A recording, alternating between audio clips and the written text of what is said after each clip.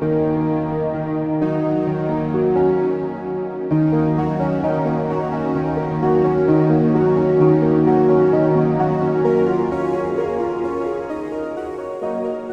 I'm going to start this rocky landscape in the sky. Now, I've drawn quickly here a little mountain, and it's not done, it's just a rough sketch to kind of give me an idea of where I want my light to be coming from. And I decided that's going to be right here. It's going to be moving out this way, illuminating all of the edges of these very different mountains. And so, with that being said, I'm going to begin in the sky using a small square-headed brush and 3 mixes of gray. Now, this sky, it's going to be a lot darker over here, perhaps from an oncoming storm, and then it's going to get brighter as we move to the right. And that's why I simply have these 3 mixes. So, I'm starting here with a gray, as opposed to a blue or whatever general color you would paint a sky, because I really want to ensure that I'm not painting the sky in a very saturated tone. Generally, when we are beginning and we are painting skies, we just grab some blue out of the tube and we apply that straight to our canvas. And while it ensures we get a very even color, it can kind of hinder our painting because you start off with this heavy saturated tone. And the sky is generally in the background. By having this very saturated background, anything you put in the foreground that has a mixture of gray in it, it's going to look farther back than the sky, so it can kind of confuse the eye when you paint your backgrounds with a very saturated color. And by starting here with a gray and then layering on my color, such as a blue or whatever I'll intend to use, I ensure that I'm definitely toning it down value-wise. By toning it down value-wise, I ensure that it's going to have a good amount of gray, and anything in the foreground that has slightly less gray is going to look like it's much more close to us. So there I have my brightest tone. I'll just show you quickly. Here's the slightly darker tone right beside it, and there's the darker color. So rather than waste your time, I'm just going to continue plotting in the sky with this small little brush, and then I will see you once that's finished.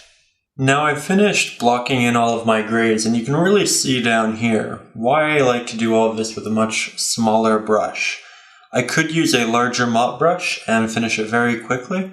However, by doing it like this, you're left with this myriad of little interesting strokes which almost resemble clouds in the far distance.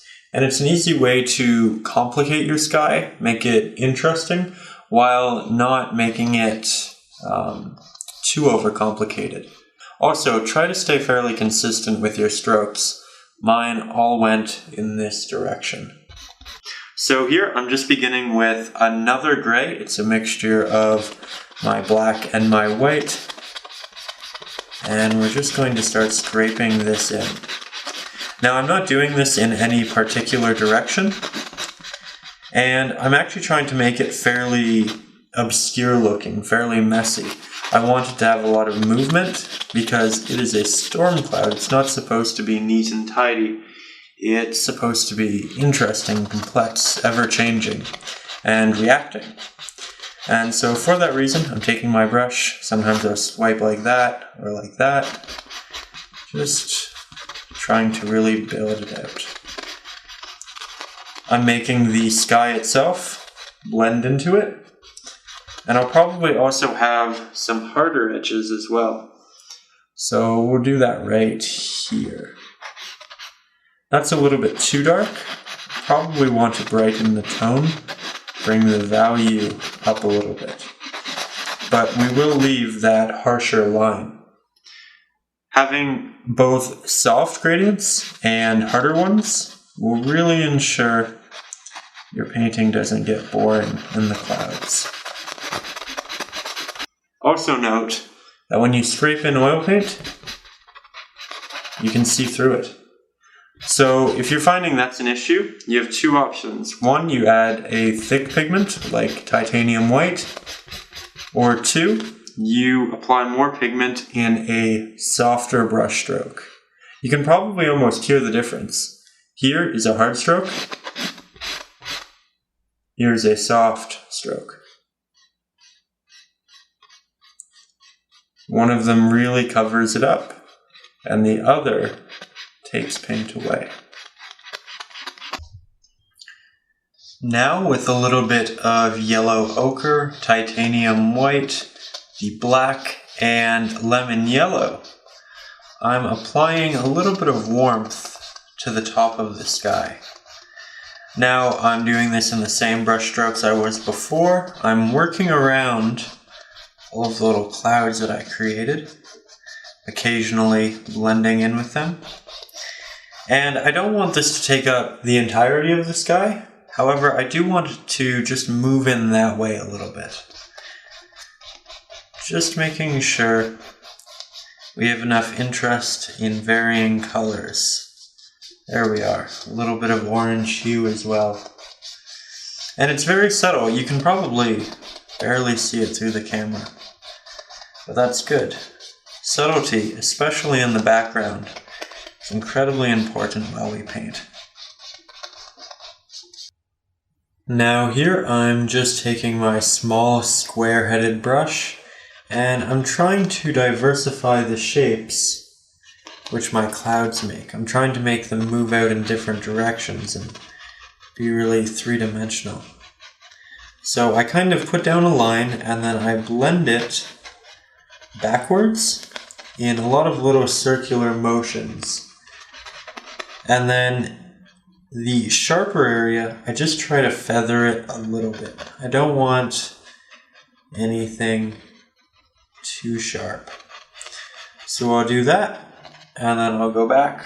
I will grab some more paint, find another little area that perhaps I'd like to improve,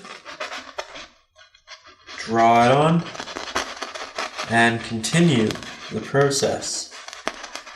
While I still have that same paint pigment of the sky on my palette, I'm beginning to work a very thin layer into the mountains in the background here. I'm just scraping the paint in and creating a base. That way, when I begin to apply the colors of these chosen mountains, it will have the warmth and cool tones mixed that we had above as well, which will really add to a cohesive nature within the painting. So now that I just have that very thin layer down, I'm going to begin by taking a orange hue. Now this is just an orange hue, it is not mixed with anything else at this point. And I'm just going to begin scraping in different rocks. Now this is much too saturated for what we're going to want in the end.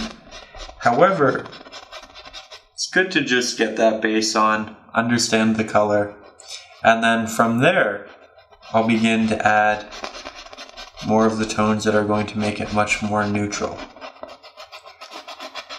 Just trying to connect them, ensure I'm not creating the same shapes over and over. I also want to make sure that I'm instilling both darker and lighter areas as well. I don't want it to be flat.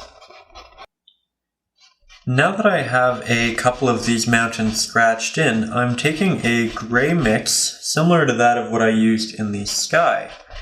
And I'm just applying that over the majority of the orange. Now, I will also be toning down the shadow portions. However, the gray mix for that should be a little bit darker. Now, this is definitely an unorthodox way of painting and getting in all of your values and your shapes and all of that. However, sometimes when you're doing a painting and it has a lot of different layers to it, you have the background, but the background's really 3 different places, and you have a middle ground and it's 3 or 4 different places. It can be difficult to really gauge value initially upon layering in the pigment. And so, if you find that you're really struggling with that, something here that I like to do is to apply the very saturated version of the pigment, and then later I go in and I desaturate it in accordance to how I feel it will all be progressing forward. Now I'm going to take a little bit of a darker gray and begin to work that into our negative spaces. Of course, this is fairly void of detail, so now I'm going to take my smaller brush here. I'm going to take some paint. I'm going to begin reinstilling ledges, cliffs, and a myriad of other little things going on here in the background. Now, as you see, moving through this, we're slightly getting brighter and brighter with the rocks. They're becoming more vibrant and detailed. And generally, the sun is going to dictate all of that. However, here, we have an interesting scenario. Because of all of the clouds and smoke and fog, a lot of this is going to be covered. And so here, in the foreground, where it's not being affected, where it's not being covered, you get something that's much more vibrant. I'm beginning all of these mountains by simply layering on orange hue, a very thin layer, which I scrape in with this square-headed brush. Then I go and I get a yellow. Now both of these have a little bit of yellow ochre, a little bit of cadmium yellow, titanium white, and my mixed black. And they are the highlights for all of these edges. Then with the smaller square-headed brush, I'm just layering it on. Now, I'm not trying to scrape this in because if I do, it would change its color and lose its vibrancy. But by being very delicate, we're able to add that nice vibrant color.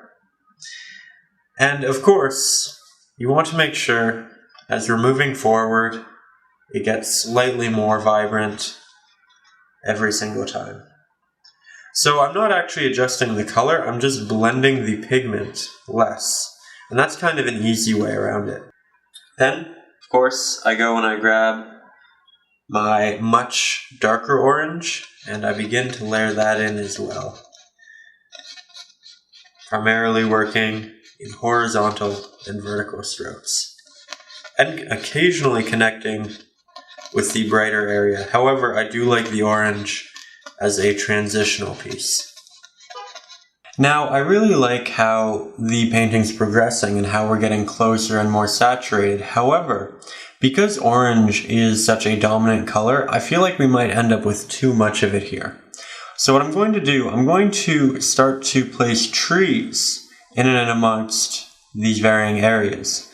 So I'm going to begin down here with a brown that's made up of very similar colors that we use throughout everything. However, it's slightly different, and of course we'll be adding things such as greens that will really diversify the color. So right now I'm just using one tone, and I'm kind of just trying to figure out where I want this tree.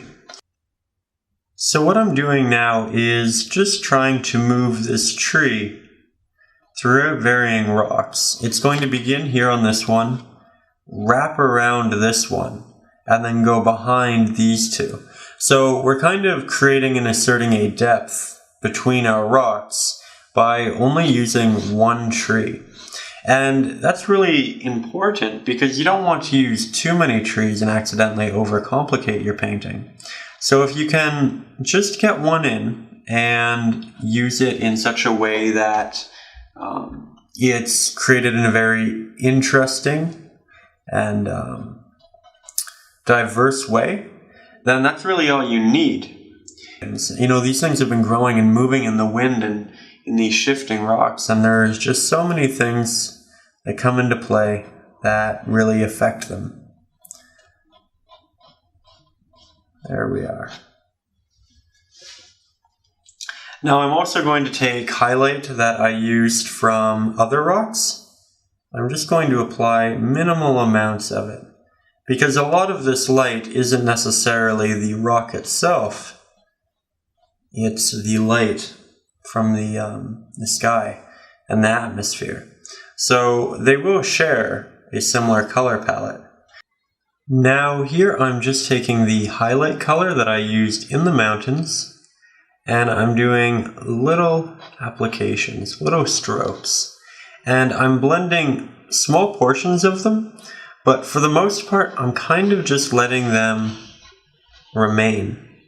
And I do this, then I go back and I take more of that darker tone that I used, and I apply that in between. And what I'm trying to do here is just create this really interesting area comprised of a myriad of little strokes. This is going to make it interesting, and it's going to ensure that the majority of this tree is constantly changing and being different. I'm also not going back to get new paint every time I make a stroke. I am letting it come off the brush in its entirety because I want each application to be a little bit different than the one before. If I just applied the paint and then I got new paint and I applied that, you would always only get the pigment that I mixed on my palette. Whereas by doing it this way and just letting it slowly come off, creating a lot of different little interesting pieces. Now here I'm working on a new type of tree. So I have this very wooden tree down here, and here I'm going to put a much more lush tree, something very alive. And we do this so that we incorporate different shapes, colors, and tones into our painting. Now, I talked about how I wanted to kind of take away from all of the orange, and a number of these will certainly do the trick. I don't want to do too many, but just enough to kind of disrupt the block of color that we've created here. I'm making sure that they go over this rock and they are behind this one as well. Again, it's all about creating diversity and depth, making it much larger at the bottom. As we get higher up, it gets a little bit more sparse. I'm just doing all of this in tapping motions. Now, of course, that is just our underlayer. Then I'm going to take a highlight color, much like here or what I use down there. And I'm simply going to mix that with the tone that I'm using right now. And then I'll apply that on the edges in little tapping motions, trying to get the aesthetic that these pieces of foliage are moving upwards. You don't want too many. Now, I'm working over on the left side by doing precisely what I was doing on the right, which is adding a base layer of orange hue, then putting in some shadows, and then my brighter areas. However, something that I think is really important to note when you kind of spatially divide your painting, it's important to note that I'm not going to just take all of the colors that I was just using over here and implement them over there, because this portion isn't going to be in the foreground to the same extent that this was. So this is actually going to be farther away, and I'll actually be going back to more of the color tones that I used in these two here. So it's just important to not kind of get lazy or, forget what you're doing, because I could easily just continue using this same color palette that I have already out on that and kind of mess up the depth of the painting and what I want to achieve with all of that. Now, we're doing something different in the painting that we are yet to do, and that is implement miniature trees here in the background. Now, I'm using a fairly small canvas, and I'm also applying this pigment to a very small portion of the painting. So you can't really achieve a lot of detail. So what you really need to focus on is implication. So you can do that through color, you can do that through basic shape. However, you still want to make sure that the shapes are nice and diverse. So what I'm doing here is I'm just taking this green pigment, which is a mixture of cadmium yellow, yellow ochre, and the black that I mixed out of French ultramarine blue and orange hue. And we used it a little bit in the foliage over here, so this isn't going to be the only place in the painting it exists, but it will stand out to a point. Initially, I'm just putting down this layer of green, almost like I do with the rocks and orange, and then from there I will expand and make it a little more interesting. Now I'm simply taking that yellow pigment, which I used in the mountains, and I'm applying it to the side of the trees, which will be getting the majority of sunlight. So we'll also have it tie over onto the other side, into the larger ones and the ones in the foreground, but we predominantly want it on the right side because the sun is going to be on the right side. Now this mix actually does have a little bit of white in it, and because of that, it's a much less translucent pigment, and so right here you can see a lot of the green is really see-through. And this is a pigment that will really make it a lot more thick, a lot less see-through. It's important to know what paints are very transparent and which ones aren't. Also, it's important to note that although we're applying the same yellow, here I'm trying to make it a lot darker and a lot more grayed because the sun is coming down and these trees are going to be behind this. So they're actually going to be in shadows. So they're actually not going to be getting that much light. So that's just another thing to note, where these trees will be a lot brighter, these ones will be a little bit brighter, and then here we might get something a lot darker. Now I'm just working on the edge of another rock. Now, compositionally, we generally don't place something like a tree on one side and a tree on the other, or a large rock on one side and a large rock on the other, because the duality can kind of look too symmetrical. And this is really something that art has moved away from.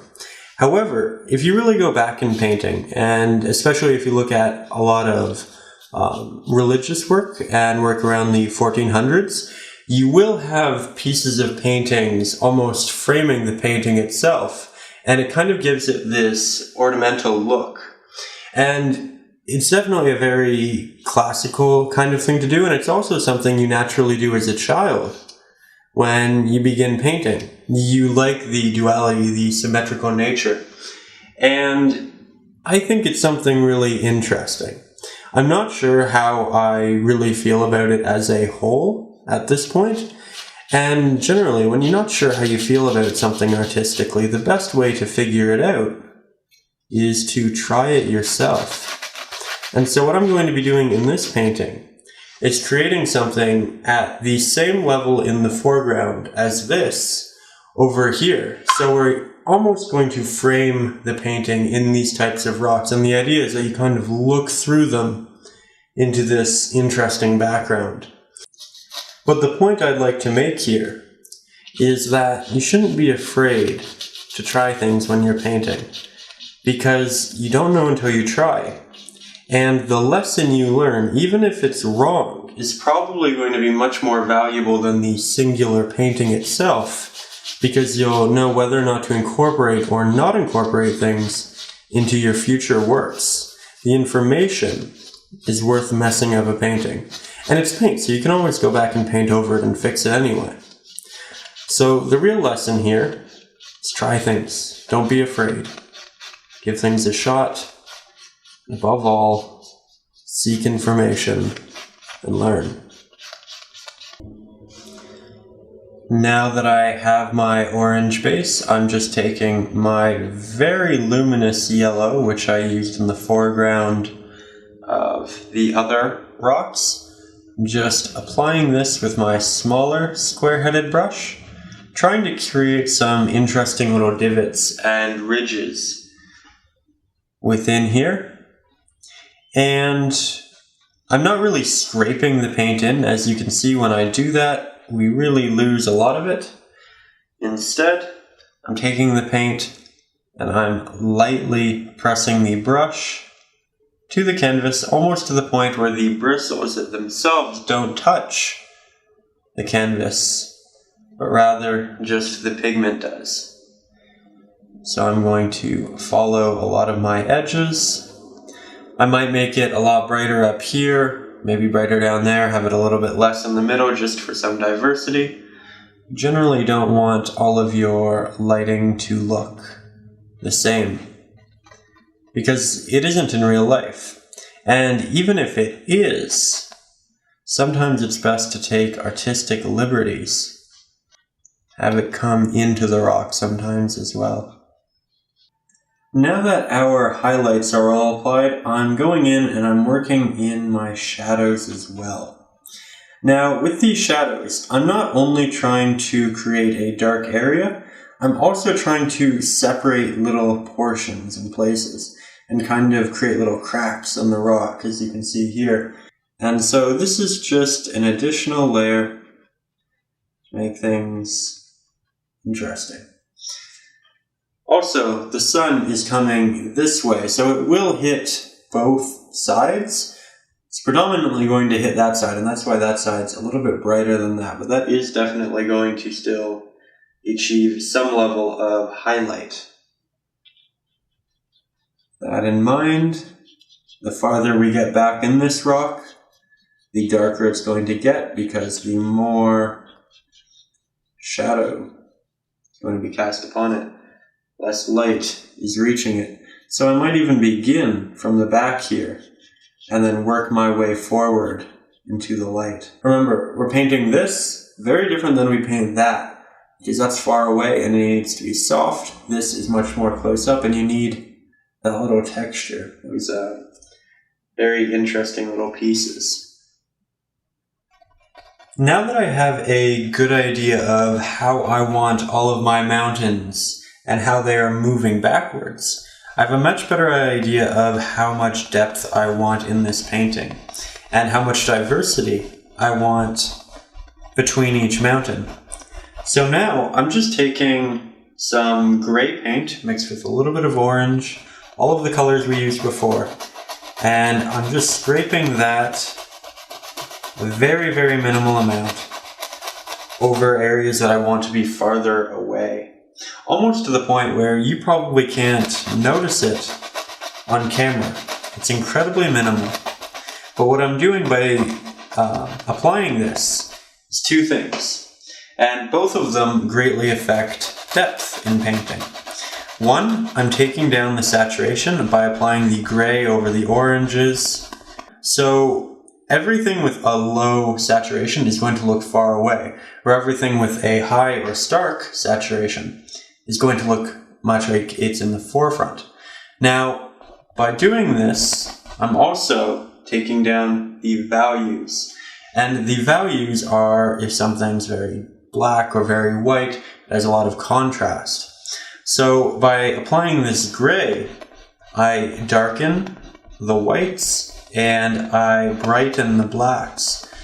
And by doing this, you, again, push it farther away. Everything with a lesser value is kind of subconsciously just pushed back in your mind. So this is just a very easy way of recreating depth once you are essentially finished with a painting. So now that mountain looks like it's much more in the forefront from that, but it still isn't overtaking any of these. And these two, I feel like they might be a bit of an issue, so I'm actually going to take that one down a notch as well by just doing the same thing. And I think there we have it. Finished painting. Now, I'm actually really happy with how this one turned out. We tried a lot of very different things. Big alterations occurred, and I'm glad that I tried this over here on the left. Again, I was fully aware that perhaps it might ruin the painting, but I wanted to learn that lesson in regards to, do I like that? Do I like that style of composition? And I really do. So again, it just really goes to show that you need to take chances. You need to try things in paintings, learn, and accomplish all that you can. I thank you so much for spending this time with me here today, and I hope to see you next Saturday.